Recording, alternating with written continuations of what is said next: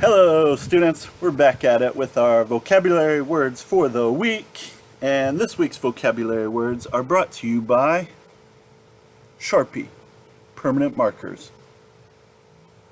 Sharpie, if you'd like to sponsor this week's video, send me an email. We'll talk about it. Moving on from the nonsense, your first word this week is seldom. Seldom. Seldom means it just doesn't really happen.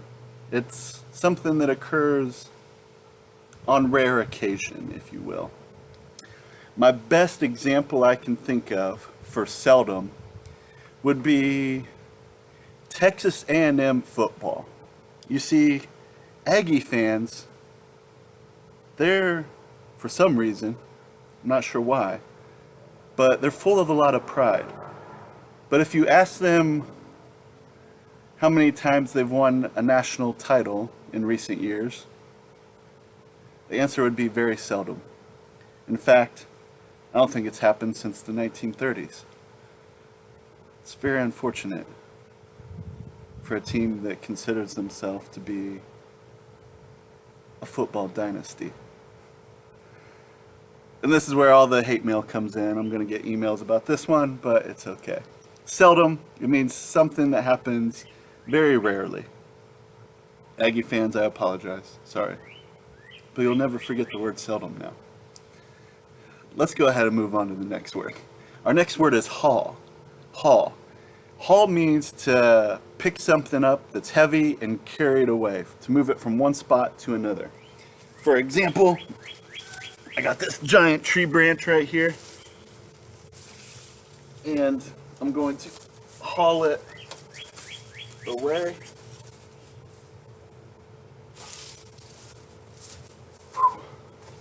Whew. All right, that was a lot of work. That was a heavy branch. Haul means to pick something up that's heavy. You generally don't say you're hauling something if it's something light. If you pick up a feather and take it somewhere else, you're not going to tell somebody, yeah, I hauled a feather to the other side of the room. Just doesn't work. It has to be a heavy object, a heavy load, and you carried it somewhere else. That is what haul means. Our next word is envious. Envious. How are we going to do this one? Let's go with, let's pretend we're middle school girls. Oh my gosh, Christy. Look at that Bisco girl. Does she have the new Hydro Flask? Ugh, I'm so envious. She's so cool. She always has all the latest cool gadgets and, all the things that make Bisco girls cool. Ugh, I'm totally jealous of her. Envious. Envious means, it's like another word for jealousy. It means you want what someone else has, either an object or a character trait or a reputation, anything like that where you're like, man, I really want that. That would be considered envy, or it would make you envious. The next word is adversary. For adversary, we're going to talk about some real football teams, unlike the Texas A&M football team. We're going to talk about the Ohio State Buckeyes, who have won lots of championships recently. And we'll talk about their arch rival, the Michigan Wolverines. So, you don't even really, when Ohio State plays Michigan, that whole week, people from Ohio, we don't even type words with the letter M in the sentence. We put an X in its place because M represents Michigan, and we hate Michigan. Hate's a strong word, but you know what I'm saying. They are our adversary. They are the opponent that we despise. They are the opponent that we want to crush. We are the opponent that we look forward to every single year, just demolishing their football team. The Michigan Wolverines are the adversary of the Ohio State Buckeyes. To put it in Texas terms for you all, I would say, like, University of Texas and Texas A&M football, those two would be adversaries. They'd be kind of the arch nemesis, the people that do not like each other. Adversary. Our next word is beamed.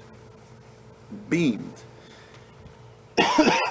Beamed is, it's an expression on your face. So if you see somebody's face really light up and they get really excited, you can almost see it in their eyes.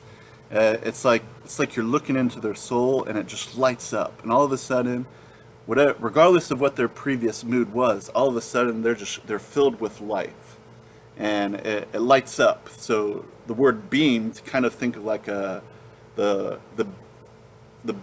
bright beams of a car lights or something, right? It lights up.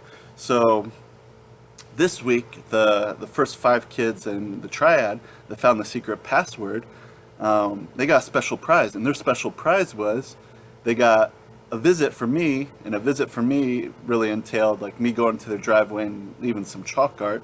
And some of you I got to see from a distance, you know, driving by in my car, or you were at the far end of your driveway. And if you would have seen my face, my face was beaming. It was so good to see my kids, and it was exciting. That's the word beamed. Next word is pressing. Pressing. If an issue is pressing, if it's something that you consider has to be done immediately, right now, this exact instant. For example,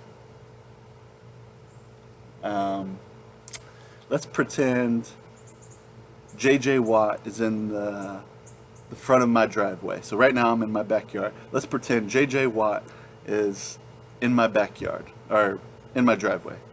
And I'm trying to come out, and I'm getting my wife to realize JJ Watt's in the front yard. You have to come now. It's a pressing issue, okay? Here we go. Stephanie, you have to come now. No, right this second, right now. JJ Watt is in our front yard. Yes. Yeah, the JJ Watt. No, there's only one JJ Watt that matters. Yes, that JJ Watt. Yes, he is in our front yard right now. This is a pressing matter. We need to go now. Pressing. I think the sun just moved on us. Hopefully the glare on the screen isn't horrible for you guys. But that's pressing. Pressing means urgent. It's a call to action right this second. The next word is justify. Justify. Justify means you give good reasons for something. If you do something and you justify it, you explain why you did it. The best example I can give you from our classroom this year would be in reading. How do we justify our answers? Mr. Miller never lets you just say the answer is A, right? That's lower elementary right there. That is a low level response. Oh, I think the answer is A. Period. Nope. What do I always teach you? I believe the answer is A, comma, because, and then you fill in your reasons. You fill in text evidence, right? We call that a justification. You are explaining, you are giving evidence, you are giving support for your answer. That is what justify means. The last word is decipher. Decipher. And let's also talk about another thing in the classroom. And that'd be some of y'all's handwriting, all right? Serious stuff here. If you're in 5th grade and you still write like this, we have some issues. Because I can't decipher what on earth this says. But that's how some of the papers I get look. Decipher. If you decipher something, it means you've kind of cracked the code, you've figured it out. If I can't decipher your writing, that means I couldn't figure it out. I have no idea what you're talking about. Decipher. And those are our 8 words for the week. Hope you enjoyed it. All of you have a wonderful week. As always, reach out to your teachers if you have any questions. We'll help you out.